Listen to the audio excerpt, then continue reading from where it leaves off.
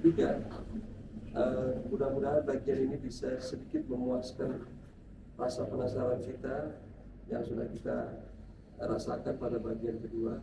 Namun saya tidak menjanjikan bahwa keutuhan kajian terhadap Rasulullah bisa kita dapatkan dalam waktu hanya 3 pertemuan. Mari kita lihat apa yang akan kita bahas pada kesempatan siang ini.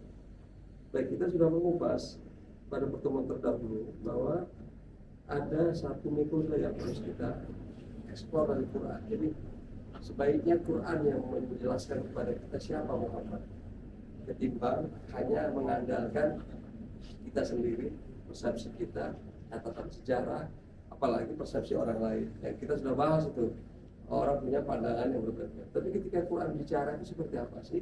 Nah itulah kemudian dasar kenapa ada historiografi Quran. Historiografi sendiri adalah sebuah cabang ilmu yang kemudian itu dikembangkan agar sejarah menjadi lebih objektif, tidak ditulis oleh si pemenang saja, tapi oleh siapa saja. Sekarang kita juga bisa merasakan, gitu ya, bahwa sejarah itu tidak kemudian hanya mainstream saja yang terkenal, tapi siapa saja bisa, gitu ya. Sekarang kita masuki ya bagian pemanfaatan metode ini ketika kita melihat Rasulullah SAW. Ya. Dasar kenapa ada historiografi Quran ini karena di dalam Al-Quran sendiri ya itu memuat ya kisah-kisah, dan kisah-kisah inilah kita bisa membuat kemudian ya hukum-hukum yang kemudian itu berlaku di dalam sejarah manusia, gitu ya. Ya, ini sudah saya bahas ya bahwa memang kisah-kisah dalam Quran itu unik karena tidak seperti kisah yang sering sekali kita harapkan kalau kita baca buku cerita atau sejarah, misalnya kronologis, ya ternyata nggak kronologis, atau kisah-kisahnya itu ya hanya memuat sebagian saja. Misalnya gini ya, pernahkah di bumi ini terjadi pergeseran lempeng bumi? Pernah, tapi Quran nggak bicara seperti itu, gitu ya. Ini contoh saja, gitu ya. Kemudian topan Nabi Nuh itu di mana sih terjadinya, gitu ya? Banjir Nabi Nuh itu nggak disebutkan sana, gitu ya. Itu contoh itu. Tapi apakah itu historis? Nah, di sini kita perlu mengetahui karena sumber primer kita adalah Quran, kita wajib mengimani itu historis. Dan banyak sekali contoh bahwa hal yang dulu tidak diyakini oleh ilmuwan terbukti sekarang itu historis. Faktanya ada artefak yang ditemukan belakangan, dan akhirnya orang menganggap itulah mukjizat Quran, sesuatu yang tidak pernah itu dijelaskan oleh catatan manusia dimanapun di muka bumi ini. Quran menjelaskannya. Ya, mustahil ini ditulis oleh manusia yang kemudian bisa tahu sampai detail itu. Ya. Contoh misalnya bagaimana tubuh Fir'aun yang kemudian diselamatkan ya setelah dia tenggelam, itu bukti-buktinya otentik ya, bukti artefaknya, gitu ya. Betapa orang ini pernah tenggelam, ada bekas-bekas cairan asin, gitu ya, menunjukkan bahwa orang ini pernah tenggelam, diselamatkan, kemudian dimumifikasi, gitu ya. Jadi yang seperti ini ya itulah Quran, karena Quran ini memotret gitu alam semesta ini. Yang memotretnya adalah yang memiliki alam ini, yakni Allah Subhanahu wa taala. Maka berbeda dengan sejarawan sebenarnya. Makanya kalau kita sering sinkronkan dengan pendapat para sejarawan, sering sekali itu berbenturan karena sejarawan itu terbatas, gitu ya. Dan sudah terbatas, tengil lagi gitu, karena menganggap seolah-olah metodologinya ini itu paling hebat gitu. Padahal Quran punya metodologi yang lebih hebat lagi, dan juga mengerangkum metodologi yang mereka perkenalkan. Itulah makanya historiografi saya gunakan istilah itu. Oke, sudah saya lewatkan ya. Nah sekarang bagaimana kita melihat Nah ini manfaat historiografinya apa itu? Kisah-kisah yang kelihatan tidak kronologis itu menjadi sebuah pemodelan. Maka jadilah kemudian dia ilmu.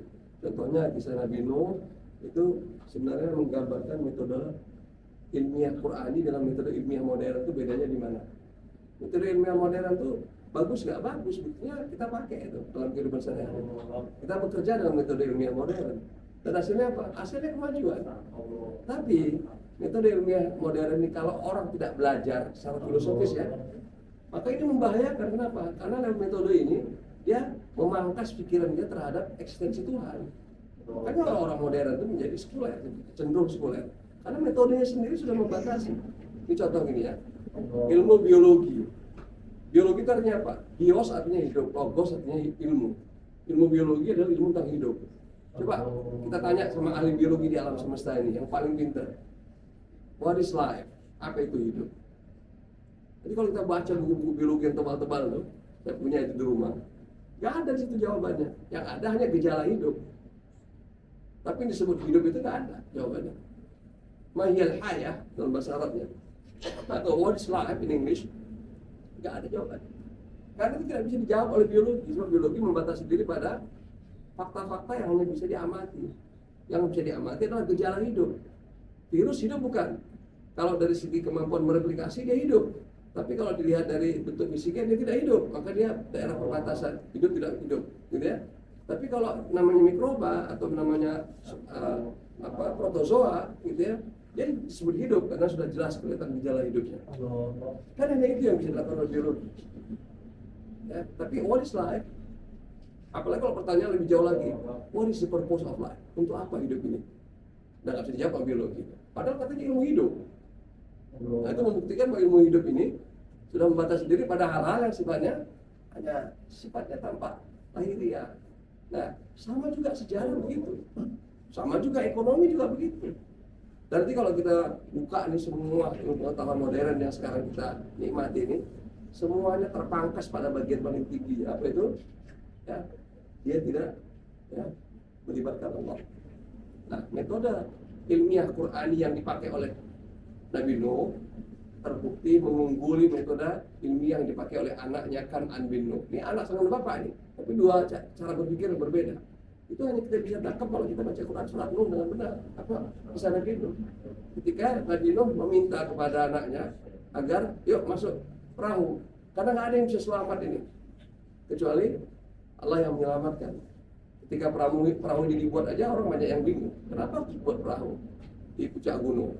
Gitu kan? Kan nggak relevan. Kalau buat perahu ya di pinggir pantai. Bukan dianggap gila. Sehingga banyak yang mengejek, termasuk keluarganya. Gitu ya. Tapi terbukti metode ilmiah Quran ini itu akhirnya melampaui batas ekstrim yang bisa dicapai oleh sebuah peristiwa. Gitu ya. Akhirnya apa? Ya, ternyata perahu bisa lebih menyelamatkan orang dari banjir ketimbang punya rumah di puncak gunung, gitu ya. Nah, jadi ini kan contoh ini, gitu ya. Nah itu kita bisa tangkap dari Al-Quran kalau kita membedahnya dengan pisau bedah yang bukan kronologis, bukan kisah, gitu ya, yang diurutkan, bukan rupa. Sehingga kalau ada orang mengatakan kok kisah Nabi Nuh, kisah-kisah dalam Quran itu nggak konsisten ke sana, karena dia punya ekspektasi yang disebut kisah itu kayak semacam dongeng, gitu ya. Padahal Quran bukan dongeng-dongeng orang terdahulu. Oke. Ini sudah saya bahas ya, tapi banyak sekali sebenarnya pelajaran yang bisa kita ambil. Ini kok nggak gerak itu? Gerak-gerak. Oh ini. Oke. Ya, jadi kalau kita terapkan nanti ini, ya. Ini mana ini ya? Oke. Jadi kalau kita terapkan nanti Rasulullah itu ternyata bukan sekedar kehidupan. Pada diri beliau terdapat bukti kebenaran. Pada diri beliau bukti fakta sejarah. Pada diri beliau lah terdapat tafsir Quran. Pada diri beliau lah terdapat kemudian sumber hukum. Pada diri beliau lah terdapat role model. Pada diri beliau terdapat ilmu pengetahuan. Jadi Nabi itu bukan sosok manusia biasa yang bernama Muhammad bin Abdullah, tapi sebuah model yang dibuat Allah untuk alam semesta ini. Nah, ini nih contoh lagi ya, supaya kita menyadari kenapa sampai kita perlu cinta pada beliau itu bisa-bisa. Kenapa kita berselawat? Kenapa malaikat berselawat? Bukan sebuah kebetulan, bukan kemudian pemaksaan atau wah kalau nggak berselawat nanti kita berdosa. Wah enak banget ya, kira-kira begitu kan? Ya. Nah, kok dia yang sudah selamat dia kita diselamatin, kita yang nggak selamat, pikir-pikir kayak gini kan muncul nih. Wah itu kalau di diskusi-diskusi antar umat beragama itu kayak gitu tuh muncul pertanyaan yang konyol. Tapi ini karena nggak tahu saja, ya, karena nggak tahu. Nah, oke, ini saya contohkan bagaimana penerapan historiografi ini pada sejarah Nabi. Nah, Karena kita melihatnya sudah dengan perspektif historiografi Quran, maka kita tidak lagi kemudian sekedar membuat urutan kronologis dari peristiwa ke peristiwa. Nabi lahir di Makkah, ini besar, kan biasanya buku-buku sejarah kan begitu kan? Tidak sekedar itu, tidak sekedar itu, artinya itu diperlukan, tapi tidak cukup. Karena banyak juga orang baca sejarah seperti itu, dia nggak merasakan apa-apa dengan Nabi. Gitu ya? Saya juga nggak merasakan apa-apa, sampai saya melihat bagaimana Quran melihat kemudian Nabi itu, baru kemudian kita mencintai. Nah ini lihat. Nah dalam hal kronologis saja, kita juga sudah nggak fair. Kenapa? Ada bagian yang dipenggal. Ini sudah saya bahas pada pertemuan terdahulu. Ya. Kita sering kalau bahas Nabi itu, bahasan 40 tahun ke atas dari. Apalagi kalau bicara soal ibadah ritual. Bagaimana kunut, tidak kunut, sebagainya, itu dibahas di sini. Akhirnya habis waktu kita membahas yang di sini. Kita lupa bahwa dia nggak ujuk-ujuk 40 tahun. Betul nggak kira-kira? Kan dia dari 0 tahun dulu. Bahkan ini bagian terakhir ini, periode sejarah yang seringkali dianggap discontinue. Ya. Padahal di dalam Quran disebutkan dengan jelas, sebelum dia hadir ribuan tahun ini sudah didoakan. Sebelum dia hadir ribuan tahun sudah disebutkan kemudian ini tanda-tandanya. Bahkan inisial namanya disebutkan. Itu bukan sehari dua hari, ribuan tahun sebelumnya. Jadi kalau kita nggak membahas ini, kita hanya bahas ini Nabi itu seumur-umur, bahas fikihnya saja, nanti kita akan mencintai Nabi hanya sebatas hukum-hukum fikih. Ya, boleh, silakan kalau kita mulai mencintai Nabi dari itu boleh. Tapi kalau sampai seumur-umur hanya itu saja saya, karena Nabi itu terlalu banyak. Ibaratnya gitu ya, kita disediakan buffet, hidangan, ada rendang, ada berbagai macam makanan, ada yang namanya bakwan, ada yang namanya bakso, bermacam-macam ini. Kita cuma ngambil satu bagian aja, padahal kita punya waktu yang lama sekali di situ. Kan rugi rasanya, kira-kira begitu ya. Ya itu pilihan masing-masing. Yang kalau menikmati hidup ini cuma begitu, silahkan, nggak apa-apa gitu. Tapi kalau kita diberi pilihan bebas, tahu kita bahwa ternyata tidak seperti itu, tentu kita akan bilang lebih banyak. Karena secara akal sehat, manusia itu kalau diberi kesempatan mendapatkan kebaikan, dia akan mencari kebaikan sebanyak-banyak. Itu otak manusia yang normal, yang sehat. Gitu ya. Nah, maka kemudian ini yang kita bahas nanti. Nah, saya mengambil sampel historiografi Quran ini, membahas ini dulu dengan peran. Ini saya belum bahas yang ini. Ini contohnya. Ya, akibat diskontinuitas kronologi sejarah kehidupan Rasulullah dengan periode sebelum kelahiran beliau, maka menimbulkan kesalahpahaman yang fatal dalam memahami Islam. Apa itu? Kita menyangka, coba nanti ceklah, termasuk di buku pelajaran sekolah kita. Kita menyangka agama Islam itu dibawa pertama kali oleh siapa? Siapa pendiri agama Islam? Kita akan jawab orang awam apalagi, dia akan jawab Rasulullah. Islam pertama kali muncul di Makkah. Dan itu pandangan yang keliru sebenarnya. Gitu ya. Karena kita memutus mata rantai dengan para nabi dan rasul sebelumnya. Dan seolah-olah Islam ini tiba-tiba muncul out of nowhere. Gitu ya. Makanya kemudian akhirnya dia tidak nyaman diterima oleh orang Yahudi, Nasrani dan sebagainya. Tidak. Agama ini memang gitu ya disempurnakan oleh Nabi. Tapi sebenarnya agama ini itu sudah ada sejak. Nah, sejak ini kita lihat nih bagaimana. Dan ini semuanya di dalam Al-Quran. Ya, ini kita ambil urutannya ya. Sejak alam semesta diciptakan lain-lain sampai hari kiamat. Dan saya mengatakan ini bukan klaim. Kalau klaim itu kan nggak ada bukti. Kalau ini bukti, gitu ya, supaya kita mantap. Karena kalau kita cuma hanya klaim sesungguhnya Islam ini agama yang diri Allah di muka bumi ini, kan itu klaim. Kan orang lain mengatakan, kok lo sendiri yang menang? Kan kira-kira gitu kan. Nah, maka kita harus punya bukti. Pada orang-orang seperti itu harus punya bukti. Ya. Istilah Islam dan proses penemuannya pertama kali ditemukan oleh Nabi Ibrahim AS sebagai uswah hasanah pertama. Nah ini perlu saya sampaikan karena kita sekarang mengenai istilah uswah hasanah.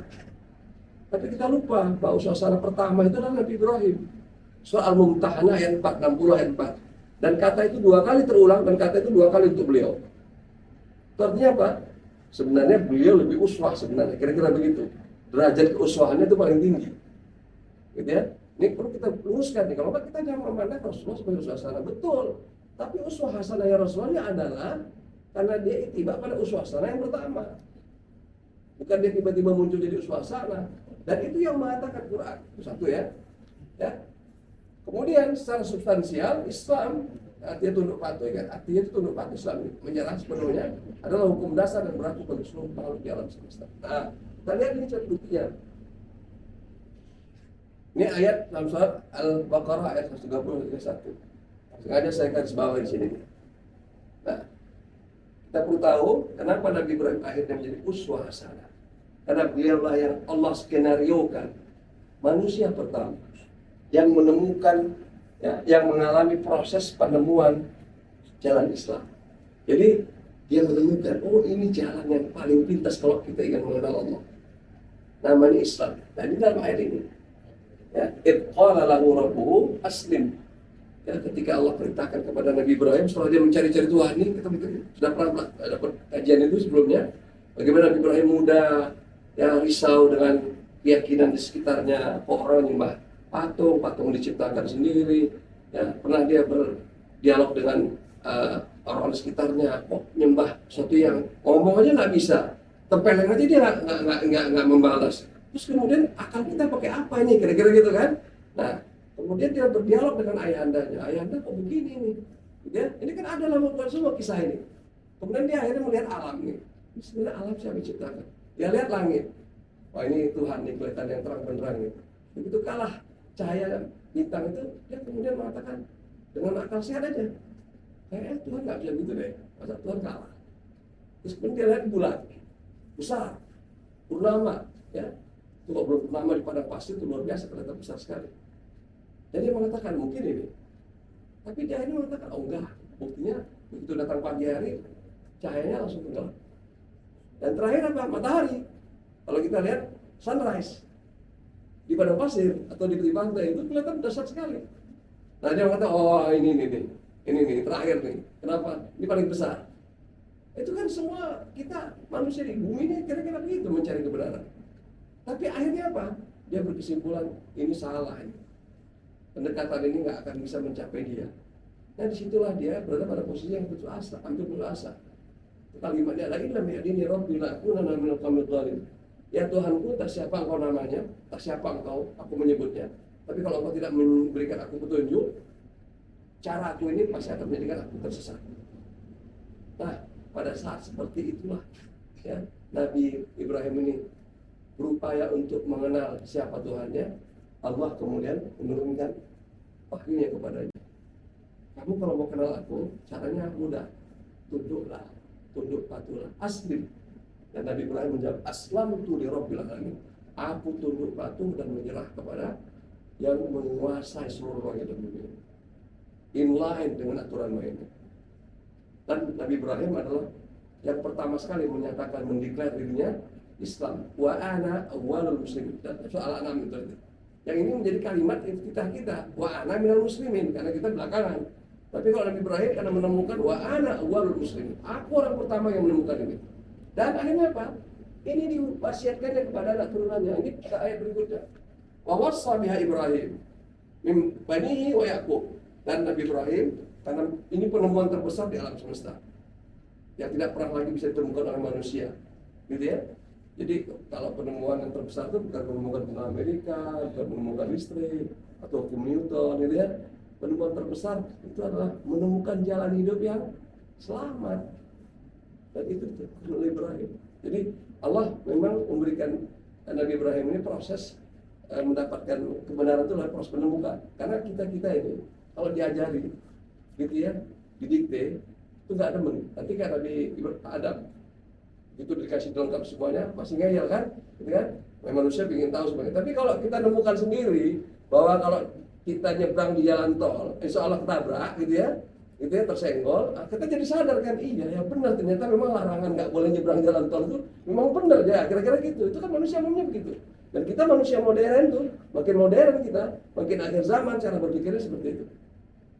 Ya kalau nggak ngalami sendiri, kalau nggak ini semuanya, kita nggak percaya. Nah, Itu udah dibaca pasti oleh yang menciptakan langit dan bumi, gitu ya. Nah, kemudian Nabi Ibrahim mewasiatkan ini kepada anaknya, cucunya, termasuk Nabi Yakub. Ketika Nabi Yakub kepada Bani Israel, agar apa? Mereka menjadikan Islam ini sebagai din mereka. Inna Allah astafa lakumuddin fala tamutunna illa wa antum muslimun. Nah, jadi kita tahu, kalau kita dengar apa khotib mengatakan ya ayyuhalladzina amanu taqullaha haqqa tuqatih wa la tamutunna illa, itu bukan lip service. Ya.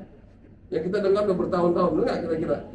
Ya kan, kalau kita dengar khutbah itu kan, ya ayyuhalladzina amanu taqullaha haqqa tuqatih wa la tamutunna illa wa antum muslimun. Ya, kamu mati percaya benar-benar dalam agama Islam.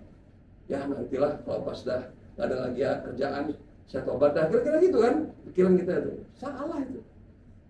Sebenarnya ini adalah sebuah pernyataan bahwa ya, yang Allah turunkan aturan main di alam semesta ini one and the only one. Karena He is the only one. Itulah Islam. Itu yang harus kita declare terus menerus, karena kita ini makhluk yang diberikan Allah kemampuan memilih, opsional. Kalau alam yang lain tidak. Kita hanya satu dari dua makhluk yang diberikan pilihan ini, manusia dan jin, itu saja. Kalau yang lain enggak, tunduk patuh semua. Kita teruskan, kita lanjutkan ya. Nah, ini dia. Ketika Rasulullah diutus, beliau ini diperintahkan oleh Allah Subhanahu Wa Taala. Apa itu? Mengikuti dengan cermat atau ittiba milahnya Ibrahim yang lurus. Jadi Nabi Muhammad SAW bukan the founder of Islam. Dia adalah the follower of Islam.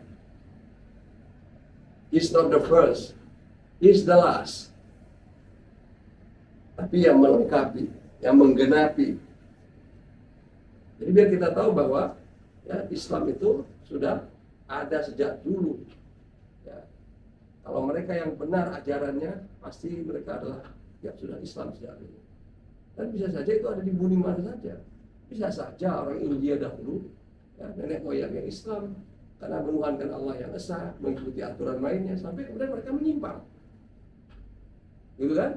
Karena menuhankan sekian banyak berhala, gitu ya. Sama juga terjadi di tanah Arab. Sama juga di Indonesia, di manapun. Gitu ya.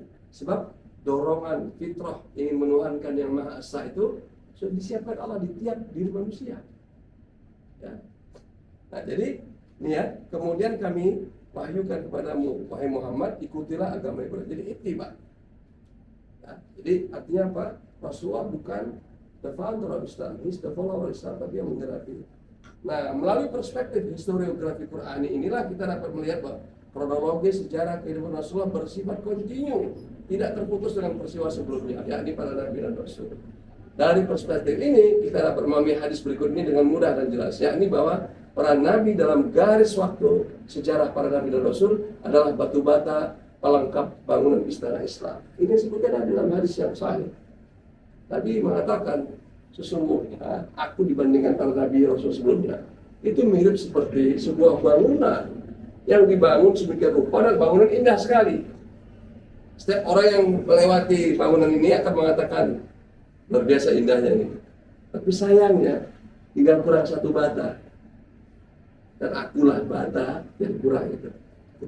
Kalimat itu gitu. Duh, seandainya ada orang yang meletakkan labina dalam bahasa Arab, batu bata di depan ini, maka akulah labina itu adalah penutup pada nabi. Jadi bangunan istana ini sudah ada sejak dulu. Cuma kurang satu aja ketika Nabi. Maka Nabi itu menggenapi namanya, menyempurnakan. Ya, maka terlihatlah kesempurnaan agama ini. Ya, al-yawma akmaltu lakum dinakum wa atmamtu 'alaikum ni'mati wa raditu lakumul Islam madinah. Agama Islam ini adalah agama yang paling indah, paling lengkap, paling komplit dan tidak mungkin ditandingi oleh yang lain. Walladzi arsala rasulahu bil huda wa dinil haq liyudhhirahu 'ala dini kulli. Mengalahkan semua jalan hidup yang pernah dibuat oleh manusia. Mengungguli, tidak mungkin. Itu secara teoretik. Ini Islamnya, bukan orang Islamnya. Orang Islamnya belum tentu. Kenapa? Karena orang Islamnya itu mengamalkan kan, gitu ya. Dia orang Islam statusnya, tapi belum tentu dia mengenal Islam, gitu ya. Nah, jadi ini kita lanjutkan lagi. Nah, berdasarkan perspektif yang sama, studi Qur'an, kita jadi maklum Mengapa redaksi salawat dalam tasyahud akhir itu mengerjakan Rasulullah dan Nabi Ibrahim? Karena ini dua sejoli yang tak terpisahkan. Ini sebagai uswah pertama disempurnakan oleh uswah yang terakhir. Maka keduanya ini harus disebutkan ini. Allahumma shalli ala Muhammad wa ala ali Muhammad kama shallaita ala Ibrahim wa ala ali Ibrahim. Berarti kalau wa ala ali Ibrahim semua para nabi dan rasul yang turun dari zuriat Ibrahim, baik dari zuriat Ishak maupun zuriat Ismail alaihi wassalam. Artinya apa? Sesungguhnya kalau kita tahu begini, Israel dan Palestina itu saudara sepupu sebenarnya. Ini lagi berantem, saudara sepupu sebenarnya. Nggak ada klaim-klaim soal siapa yang paling mulia. Yang paling mulia yang paling bertakwa, gitu ya. Nah jadi gini-gini kan akan membuat lebih cair jadi suasana kemanusiaan. Nah, kalau persoalan bahwa ada yang tanahnya diambil orang sebagainya, kalau urusan itu urusan hukum, ya kira-kira gitu kan ya. Tapi soal kemanusiaan tidak mengklaim salah satu di antara yang menjadi lebih baik. Ya dengan catatan kita tahu bahwa sebenarnya kata kuncinya bahwa agama ini dahulu bukanlah berdiri sendiri tapi mata rantai sejarah yang kontinu sedemikian rupa. Oke, lanjut lagi nih. Ya. Dalam skala yang lebih luas lagi, pada hakikatnya seluruh alam semesta dan isinya mengikuti Islam. Nah kita jadi maklum ketika baca Al-Imran ayat 3. Apa ghairu dinillah yabun? Apa mereka mencari lagi aturan main di alam semesta ini selain Islam? Walahu aslama man fis samawati wal ardhi wa karha. Sungguhnya segala sesuatunya di bumi ini, di alam semesta ini telah tunduk, telah menyerah, tunduk patuh atau menyerahkan diri kepada Allah. Tau'an au karha, wa karha. Tau'an itu artinya apa? Gak punya opsi. Karha, dia bisa punya opsi. Semuanya. Wa ilaihi yurja'un. Dan semuanya kembali kepadanya. Jadi artinya apa? Alam semesta ini agamanya apa aja kira-kira? Ya, tubuh kita ini tubuh sangat detail sekali. Ya, saking tertibnya mereka. Sampai kita bisa memperkirakan bahkan sampai 0, sekian detiknya. Gitu ya. Karena dia teratur sebenarnya. Karena keteraturan itulah kita bisa bekerja seperti sekarang gitu kan. Kenapa kalau nggak teratur? Nah, jadi jamaah Allah, kembali lagi ini saya katakan. Jadi alam semesta dan segala isinya Islam. Jadi bukan hanya Rasulullah yang Islam, nenek moyangnya para nabi dan rasul pendahulunya Islam, bahkan alamnya pun Islam. Akhirnya kita jadi maklum mengapa Quran mengatakan dalam Al-Quran ayatnya begini. Inna dina indallahi Islam. Sungguhnya aturan yang ada di alam semesta cuma satu. Kita menyampaikan kalimat ini harus begitu. Jangan kalimatnya itu menunjukkan egoisme kita. Agama yang benar terima surga itu cuma Islam. Nah, itu orang takut. Ya kan? Emangnya lu aja masuk Islam? Kebenaran kan bukannya lu. Akan kira gitu. Jadi debat-debat kusir. Tidak. Kawan, begini caranya memahaminya. Apa arti Islam? Dan agama ini. Ini nama agama, tapi tahu nggak artinya apa? Tunduk patuh. Begini ceritanya. Itu akan mudah orang terima. Oh, kalau gitu saya dari Islam. Itu yang dikatakan oleh penyanyi yang meninggal dunia, orang Irish. Siapa namanya itu? Nothing compare. Ada suka nggak lagunya itu? Nothing compare to you. Siapa namanya itu? Sinead O'Connor. Ya, kan ini trauma kami hidupnya nih. Trauma kami sempat jadi mau jadi pendeta perempuan, ditolak oleh Katolik karena perempuan nggak boleh. Udah kan pakai ada juga di internet tuh. Kemudian orang ini kan agak-agak sakit jiwa lah kira-kira gitu ya. Karena hidupnya itu trauma kami sedemikian rupa kan. Ini kan Islam. Jadi kita tahu Islam itu adalah artinya tunduk patuh. Wow, kalau itu sebenarnya saya ini dari dulu saya Islam, tapi saya nggak tahu kalau Islam itu begitu. Saya kira Islam itu yang gitu-gitu tuh, suka demo-demo apa gitu kira-kira gitu ya. Saya kira Islam. Jadi terus terang, ini kan terus terang ya kalau kita tahu udah seperti ini nih, ya orang seperti yang begitu jauhnya rasanya hampir mustahil ini masuk Islam ini, ya itu bisa kemudian mengalami eksitasi sampai juga dia ke gerbang agama ini. Luar biasa. Karena apa? Kita harus menjelaskan itu dengan benar, ya bagaimana Quran memotret agama ini bukan menurut perspektif kita. Apalagi buku pelajaran, ya ada 5 agama yang ya itu dalam arti kita anggap aja itu formalnya ya, tapi dalam perspektif kita hanya cuma satu sebenarnya, hukum alam semesta itu namanya Islam, ya baik dia maknanya secara substansial dari segi bahasanya maupun dari segi kemudian sejarahnya. Nah itu baru satu bagian loh dari ya potret kehidupan Rasulullah yang saya coba bahas di sini. Ini baru membahas yang ini nih. Kita baru bahas ini.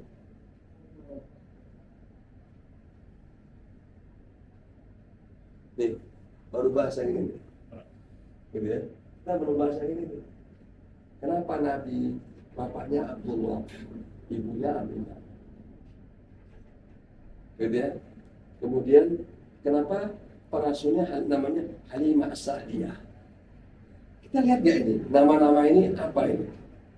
Wow, kalau saya baca ini, Masya Allah, memang sempurna betul ya namanya. Sekali Allah.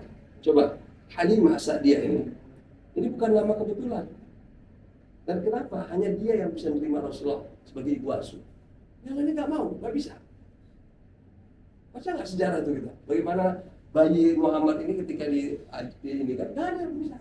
Cuma Halimah. Kenapa? Karena dari kata Halim, dari kata Halimah ini berasal kata Halim. Ini adalah sifat dari nenek moyangnya Ismail. Baca dalam Al-Quran. Nabi Ishak, Nabi Ismail itu dikasih sifat yang istimewa. Dan itu berbeda di huruf saja. Karena makhluknya sama. Kalau Nabi Ishak disebutkan dalam Al-Quran, Ghulaman aliman. Aliman. Ain. Ditenggorokan makhrajnya. Kalau Nabi Ismail Ghulaman haliman, ain ha itu sama-sama tenggorokan, letaknya sama persis kayak kembar gitu, tapi beda ditekan. Apa beda sifat.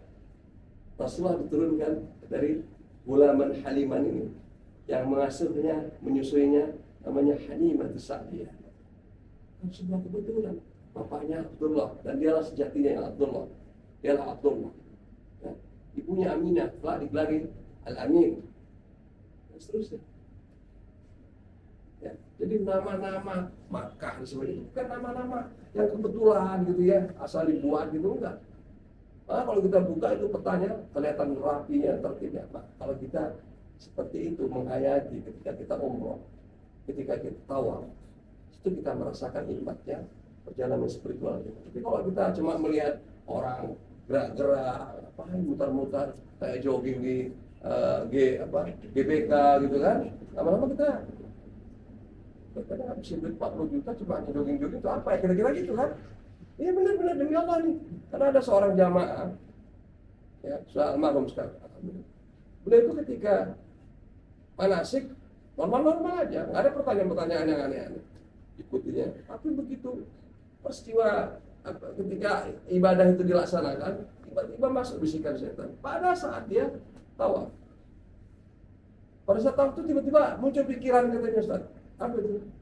Kenapa jauh-jauh ke Jakarta ya tuh, jalan-jalan kayak gini, muter-muter? Apa ya maksudnya Tuhan? Nah, dia nggak menemukan jawaban. Yang membuat stres kenapa pertanyaannya baru muncul sekarang, kenapa nggak pas manasik gitu kan? Tapi ditanyakan ke Ustaz, jadi panik dia, keringat bercucuran karena sepertinya mau batal jadinya. Gitu ya. Bayangkan kalau kita lagi sholat ini, Tuhan itu sebenarnya kan jadinya stres kita kan, kira-kira gitu. Apalagi jadi imam lagi gitu, kira-kira gitu kan. Putaran kedua nggak ada jawaban.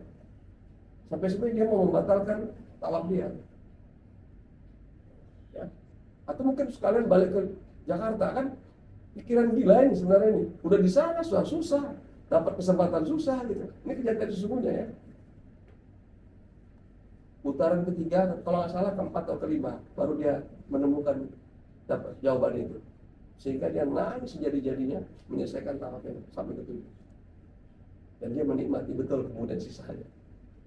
Nah, kita kalau umroh, kalau haji, bekalnya cuma hanya manasik yang sifatnya SOP, kalau pakai ihram seperti ini sebagai, insya Allah nggak menikmati. Karena siapa? Nggak berubah. Makanya banyak orang umroh haji itu nggak berubah. Karena nggak ada sebenarnya yang membuat dia berubah sebenarnya. Maknanya nggak ada, hanya kemudian paling yang dia pahami selfie-nya, kemudian jalan-jalannya, shoppingnya. Saya udah menyaksikan yang begini gitu ya, saya membimbing orang umroh. Itu yang berkesan buat mereka. Shoppingnya, jalan-jalan ke sini dan sebagainya. Tapi bukan pengalaman ketika bagaimana, kenapa ada Ka'bah di sini. Gitu ya. Contoh pengalaman sedikit saja. Ada teman saya, kalau dari hotel ke Ka'bah, dari hotel ke Masjidil Haram, dia sampai setengah jam lebih. Saya terus terang lelah juga, kami bulan Ramadan nih. Kami ketika Ramadan. Saya mohon pada Allah, ya Allah, apakah ada jalan pintas? Mestinya ada. Tapi saya tak kenapa kepikiran itu. Begitu saya mohon pada Allah itu, saya harus mendekat ke Ka'bah. Itu saya mendekat ke Ka'bah, saya lihat sekelilingnya ini. Oh, itu hotel saya. Kalau gitu kenapa saya dari sana? Tadi saya masuk dari sana. Jauh banget. Kan nggak kelihatan sana. Maka saya, jadi mendekat dulu nih. Bukan menjauh, mendekat dulu. Karena kalau kita menjauh, kita akan lihat itu. Jadi inspirasinya itu ketika selesai saya berdoa begitu tuh, Allah takdirkan saya dekat dulu nih. Saat dekat itu saya lihat. Begitu saya coba cari jalan. Ternyata hanya 10 menit. Maka saya sejak itu 10 menit, kawan saya kan, kok bisa cepat kali Ustaz? Bahasa ilahi sih. Pokoknya kalau mau ikuti saya. Benar, iya.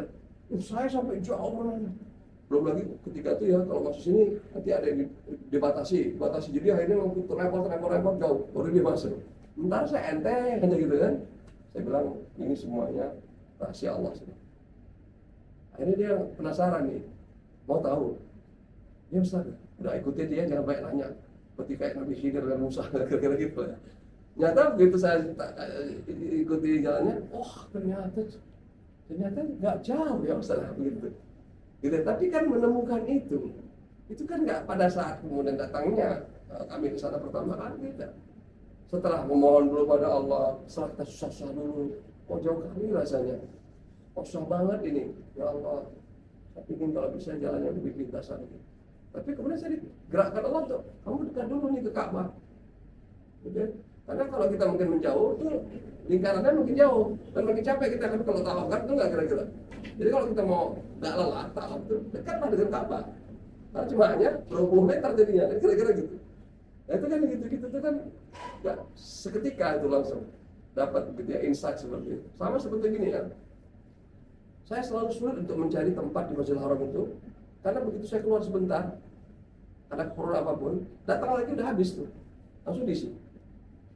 Wah, gini ya, saya jadi harus pindah-pindah terus.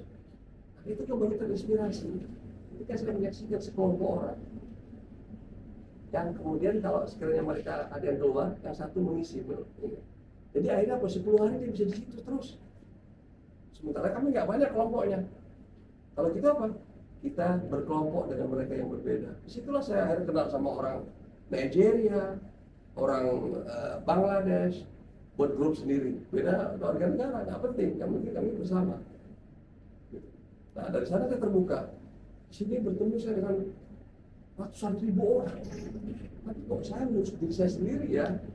Egois banget saya ini.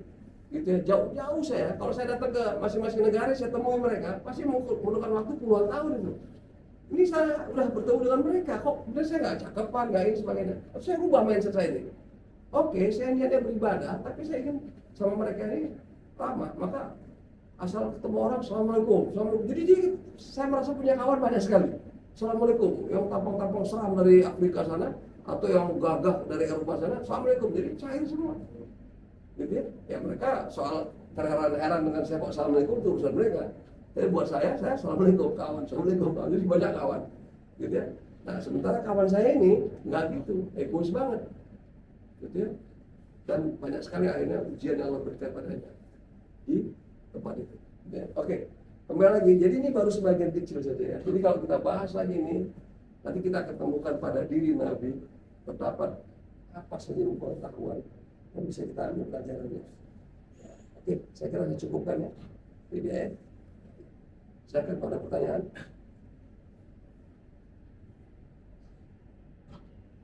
Oh, 12.45 juga gitu. Rasa 10 menit aja ya maksimum ya. Kalau ada pertanyaan.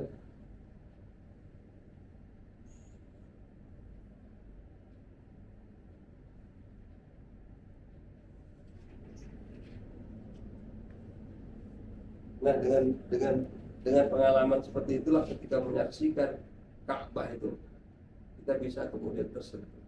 Jika kita datang ke Raudhah itu, kita menangis, mengalami atau menghayati bagaimana Rasulullah berkhutbah di situ.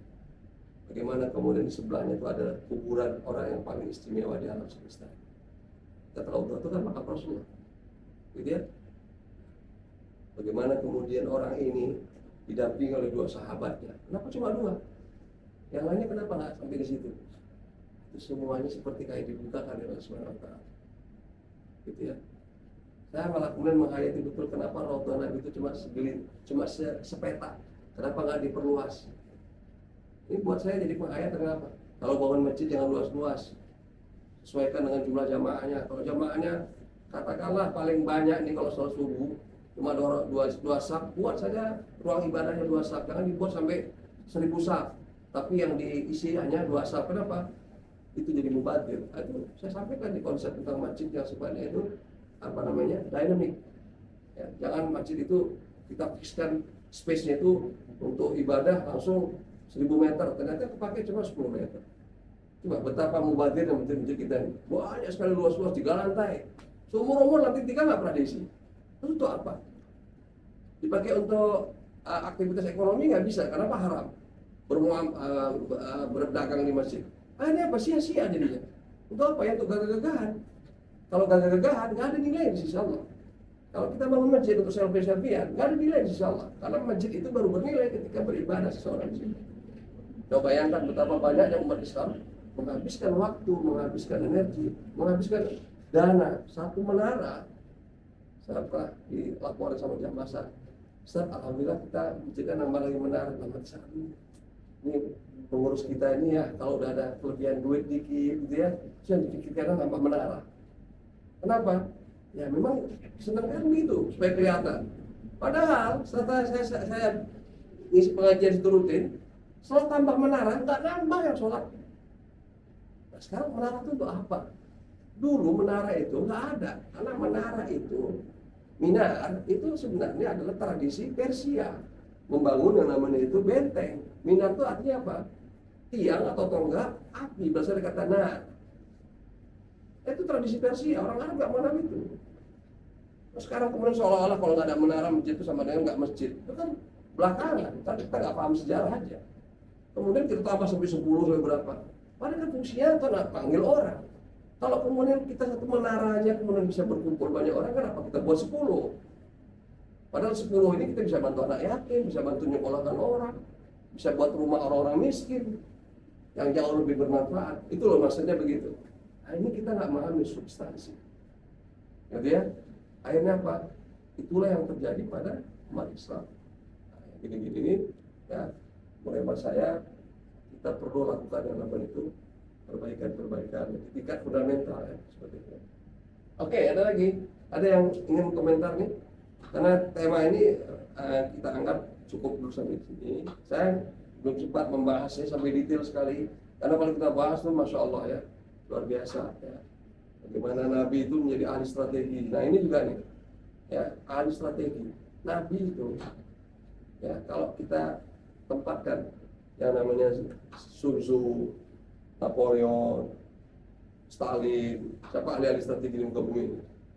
Nanti kita akan lihat pada diri Nabi, ya terdapat kemampuan berstrategi itu melampaui para pemimpin yang militer, politik, Alexander the Great di muka bumi. Saya punya bukti-buktinya, saya bukan cerita kayak gini hanya karena pujian-pujian, bukan. Kalau tidak. Jadi betapa Nabi itu memang, kami bimbing Allah juga pasti, tapi betapa Nabi itu sedemikian cerdas, makanya dia sukses, menang. Coba, Nabi itu tidak diizinkan perang. Sampai kapan? 15 tahun setelah berdakwah. Padahal itu mengalami bullying dan sebagainya. Penderitaan emosionalnya itu yang ditanya. Tapi Allah nggak menurunkan perintah boleh perang. Dan dia konsisten. Kalau kita nggak kuat, baru diajak sekali aja langsung gampang tuh langsung. Kan kira-kira gitu. Nabi nggak terus nahan diri. Kenapa? Karena ini manusia yang akan jadi model. Sekali dia ke gelanggang, dia harus jadi pemenang, jangan jadi pecundang. Nah, karena kalau sekali dia jadi pecundang, itu akan jadi presiden buat umatnya. Ini umat pecundang. Ini nabinya pemenang aja, umat kita jadi pecundang, apalagi kalau nabinya pecundang.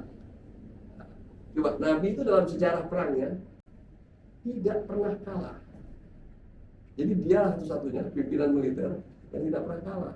Hampir kalah di perang Uhud. Hampir itu bukan kalah. Menangnya itu nggak menang banyak, harusnya menang 10 jadi menang 2. Itu maksudnya hampir kalah. Ya, itu pun dikritik sudah. Apalagi kalau sampai kalah. Allah memberikan langsung keteguran itu. Jadi kita perlu tahu bahwa ini manusia ketika berperang pun, ketika berdiplomasi, dia memang terbaik. Nah, kita perlu ngambil ilmu kan gimana caranya? Karena umat Islam, contoh nih, ya, mohon maaf, saya contohkan yang senang sekarang ini, Israel Palestina. Itu kalau saya hitung, ada 7 kali perang besar antara Arab dan Israel sejak mereka mendeklarasikan sebagai negara. Perang pertama, jadi gini, sebenarnya Israel itu kecil banget, Tel Aviv dan sekitar saja itu masih gitu, itu asalnya. Itulah resminya ketika dideklar, ketika diproklamasikan bahwa ini negara saya. Dan yang lain itu masih tanah resmi milik Arab. Kemudian perang, karena yang Palestina nggak terima, kami bingung semuanya, Tel Aviv juga kami ambil, gitu ya. Tapi ketika berperang, ingat kalau dalam perang, berlaku hukum perang. Pada hukum perang di Eropa itu, kalau yang kalah perang, tanahnya diambil, sah. Makanya ketika Jerman kalah perang, tanahnya dipecah-pecah, bergerak dibagi. Jadi ini Jerman, jadi itu sah kalau hukum perang di Eropa begitu. Dan juga berlaku internasional. Gitu ya. Kalau sekiranya kamu memenangkan, ya kamu perang juga, kira-kira gitu, itu hukum perang ya. Dan perang itu resmi, dideklar, jadi ada namanya konvensi Wina. Ya, jadi makanya ada deklarasi perang. Kalau nggak dideklar, dia tidak disebut perang. Ya, yang disebut memang retaliation atau sebagainya sekarang itu. Jadi kalau dia deklar kami perang, itu berarti konsekuensi hukumnya ada. Kalau dia kalah, dia jadi penjahat perang dan sebagainya. Gitu ya. Nah, perang pertama kalah, berkurang wilayahnya. Perang kedua kalah. Perang yang berikutnya ini lebih hebat lagi. Karena orang Arab itu membentuk yang namanya itu koalisi. Mesir sama Suriah membentuk namanya Republik Persatuan Arab. Bayangkan itu kanan kiri dikepung. Yordan, Saudi, dan kalah. Sampai yang ketujuh itu di tahun 1990-an kalah. Dan kalau kalah, habis. Haruskah kita menggunakan cara yang sama untuk memenangi kontestasi ini, cara perang? Menurut saya, sudah 7 kali terbukti gagal kok, masih dicoba. Padahal, ya, kalau kita baca sejarah Nabi Rasulullah SAW, dia adalah satu-satunya yang bisa menaklukkan Yahudi dan sukses. Tapi tidak lewat perang. Coba baca sejarah. Lewat apa kira-kira? Teman-teman yang tahu nggak lewat apa? Orang Yahudi yang menguasai Yastrib sampai ratusan tahun itu, lewat apa dikalahkan oleh Rasulullah? Kira-kira lewat apa? Pernah kepikir nggak itu? Sampai mereka itu terusir sebagai itu lewat apa? Bukan perang, lewat akidah. Dan sesungguhnya ini mereka tahu datangnya Muhammad. Mereka tahu sama-sama bertuhan dengan Allah yang esa. Tapi mereka tahu bahwa mereka ini gak kuat dengan dunia ini. Rasulullah kuat, gak cinta dunia. Maka ketika Nabi mengajari umat Islam agar memakan yang halal, tidak boleh ada riba, itu pertama sekali. Ayat tentang riba itu diturunkan, itu yang kena sekali pertama kali siapa? Pasarnya Yahudi. Karena dahulu umat itu belanja di sana. Begitu kemudian diumumkan riba itu nggak boleh, berhenti. Sekarang mulai sepi pasarnya. Disitulah. Jadi sebenarnya orang-orang Yahudi itu yang mereka takutkan itu bukan soal masuk surga tidak masuk surga, tapi soal priorisasi sebenarnya. Ya. Karena ajaran Islam itu membuat ekonomi mereka jadi morat-marit. Itulah yang menimbulkan kebencian mereka kepada Rasulullah. Bukan karena mereka nggak tahu ini benar atau tidak benar, bukan. Gitu ya. Nah, mereka ingin dapat dua-duanya ini. Yang ini juga dapat, yang ini juga dapat. Tidak nggak bisa. Gitu. Nah, jadi Allah menurunkan syariah itu membuat orang kemudian berbalik kepada yang halal, mengharamkan yang riba, pasar mereka menjadi berhenti, dan akhirnya mereka musnah. Jadi dikalahkan bukan dengan perang, tapi dengan kita menguatkan ibadah kita, menguatkan Quran kita, menguatkan zikir kita. Nanti yang sana kalah sendiri. Kenapa? Karena nggak ada pasarnya. Pasarnya siapa? Kita juga. Dan kita juga yang menikmati. Ya, begitulah cara Rasulullah. Ya, halus sekali, cakep sekali, dan korbannya nggak banyak manusianya, gitu ya. Kalau perang ini kan korbannya banyak nih, gitu ya. Nah, seperti itu. Ya, saya menyampaikan ini karena belajar dari histori kita. Wallahu a'lam bishawab. Nggak ada pertanyaan ya? Itu cukup ya kan? Ya baik, kita nggak ada pertanyaan kan? Tanya Pak Ustaz. Oh, Terkait dengan perang Israel dan Palestina, kadang kala ada himbauan untuk tidak membeli produk terkait dengan Israel. percuma. Kalau kita pakai internet, apalagi kita pakai apa? Jawab pertanyaannya, mana produk yang ada Israelnya? Itu suka main catur. Siapa yang juara catur di bumi ini? Olahraga apa? Nggak ada. Nanti kita jadi telanjang, nanti nggak pakai pakaian, nggak pakai semuanya, karena semua produk Israel. Maksudnya itu ada unsur Yahudinya. Cuma orang Yahudi ini cerdas banget. Terus mau apa kita? Apalagi kalau yang di IT. Antum di IT kan, nggak pakai, ya udah nggak usah kerja sekalian. Udah bubar aja gitu. Mau siap. Jadi bukan begitu, nggak cerdas Pak itu, Pak saya. Seharusnya setiap produk yang unggul dari mereka ambil, kawani mereka, dan itu benar Rasulullah. Gitu ya. Yang nggak boleh itu kan kalau dia mengganggu ketentraman gitu tadi lah ya, riba itu jadi disisihkan. Sebenarnya kita dekat dengan mereka ini, ya. Karena satu saja mereka ini berubah keyakinannya, hanya menerima Islam, jadi sebuah negara. Contohnya siapa? Ini saya sampaikan ini benar-benar ya fakta ya. Tahu nggak siapa yang penggagas Republik Islam Pakistan atau Republik Pakistan? Di belakang layar itu namanya Leopold Asad. Leopold Asad ini menulis buku Road to Mecca. Siapa Leopold Asad ini?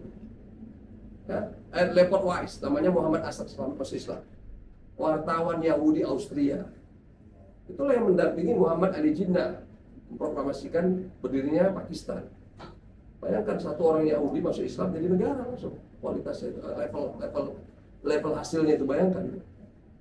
Artinya mereka ini orang hebat. Hanya karena mereka ini dengan sebab tertentu, dengan kesombongan, dengan sebagainya, ya. Dan ingat, yang di Israel sekarang itu sebenarnya yang buat porak-poranda ini bukan yang religius.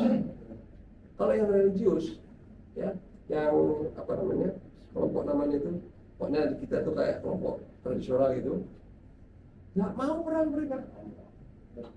Mereka mengharamkan berperang, bahkan mengharapkan negara. Coba ada di YouTube nanti, cek itu. Ya, mereka ini kerjanya apa? Kalau laki-laki kerjanya, suami kerjanya baca Torah dari pagi sampai malam, kayak gini itu. Suami istrinya yang nyari makan. Emang enak banget itu orang Yahudi, gitu ya. Orang kayak gini nih ganggu nggak? Ya nggak ganggu. Yang ganggu itu yang sekulernya. Kita perlu tahu ya. Jadi di Israel ini ada yang sekuler, ada yang religius. Yang religiusnya nggak ganggu sama sekali. Bahkan sebenarnya jadi beban negara. Karena kerjanya doa mulu, baca Torah terus. Ya baca nih, lihat di YouTube ini sekarang itu, baca nanti. Nanti kita akan temukan hanya begitu ya kerjaannya. Gitu ya. Dia pakaiannya pun ditocang nih, janggutnya ini sampai panjang begini, militer gini. Bayangkan, gak ganggu. Makanya saya bilang problem kita karena kita nggak bisa mengidentifikasi dengan tepat dan strateginya salah. Kalau menurut saya ini kenapa? Kita nggak pakai Quran sebenarnya. Kita pakai emosi, pakai dorongan pikiran kita yang sebenarnya itu cinta dunia sebenarnya. Kalau kita cinta pada Allah, dekati yang religius ini selesai sebenarnya. Karena mereka pun sesungguhnya sama mereka ini tidak akur. Gitu ya. Ini benar demi Allah ini saya sampaikan. Jadi umat Islam harus begitu, gitu ya, seperti Nabi dari Bani Quraisy, ya, Dan surat Quraisy diturunkan Allah khusus. Kenapa? Karena bangsa Quraisy itu adalah bangsa yang paling bisa berstrategi. Makanya ketika Islam itu dibawa oleh pimpinan-pimpinan Quraisy, gak pernah kalah. Khalid bin Walid gak pernah kalah. Umar bin Khattab sebagainya. Tapi begitu sudah bukan Quraisy lagi, baru turun kualitasnya. Nah, ini penting sekali ya, kita perlu tahu karena Nabi pernah menyampaikan dalam hadisnya, Al-A'immah Quraisyun, the leaders are Quraisy. Karena Nabi itu kemudian sombong apa? Karena Allah takdirkan suku ini itu sudah dipilih oleh Allah. Sedemikian itu, padahal gak banyak mereka. Tapi mereka ini bahaya sekali kalau mereka ini bertengkar. Makanya Nabi itu menyatukan mereka kembali. Dan akhirnya terbukti ketika Fathul Makkah, seluruh orang-orang Quraisy kembali kepada Islam, menerima Islam. Dan jadi pahlawan-pahlawan semuanya. Karena kalau mereka selepas satu, bahaya ini. Gitu ya. Begitulah ajaran Islam itu. Jadi kalau kita gunakan pendekatan ini, saya optimis. Ini saya punya contoh ya pengalaman. Betapa orang gak kuat dengan bacaan Quran. Kalau dia orangnya independen, orangnya open minded, dia gak akan kuat menerima ajaran Quran. Nolak-nolak gak bisa. Benar. Lama-lama dia ikut. Itu kita mendekati mereka. Jangan kita dekati dengan yang mereka paling unggul di situ. Kita melawan teknologinya, kita teknologinya seberapa. Melawan IT-nya, kita aja sebenarnya user dari IT mereka. Ya sudah, jelas kita nggak mungkin menang. Gitu ya. Jadi strategi ini penting sekali. Ya mudah-mudahan akan ada lah lahir pemimpin yang strateginya seperti itu, insyaallah. Ya. Tapi dia harus baca dulu sejarah, baca dulu Quran dan sebagainya. Oke, kita tutup dengan doa kafaratul majelis. Subhanallahumma wa bihamdihi asyhadu an la ilaha illa anta astaghfiruka wa atubu ilaik. Assalamualaikum warahmatullahi wabarakatuh. Waalaikumsalam.